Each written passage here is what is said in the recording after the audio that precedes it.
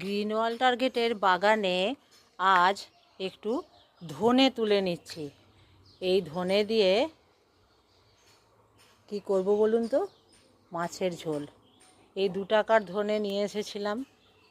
ধনে পাতা রোপণ করব, বীজ রোপণ করে ধনে পাতার গাছ করব বলে। তারপরে সেটার থেকে এত ধনে পাতা খেলাম। এবারে এই বীজ তুলে আবার এই ধনে জিরে বাটা দিয়ে মাছের ঝোল হবে। তো এরকম অর্গানিক জিনিস পেতে কিন্তু আপনারা বাড়িতে করতেই পারেন, পরিবারের হাতে তুলে দেবেন। আর সেই টেস্ট যে অনবদ্য, সে তো আর বলারই কথা নয়। এরকম কিন্তু আমার অনেক জায়গাতে বেরিয়েছে। তো এরকম করে তুলবো। আমার খানিকটা আবার শুকনো শুকনো আছে। অবশ্যই আপনারা যেগুলো শুকিয়ে গেছে বা হলুদ হয়ে গেছে, সেইগুলোই কিন্তু তুলবেন। এই যে দেখুন,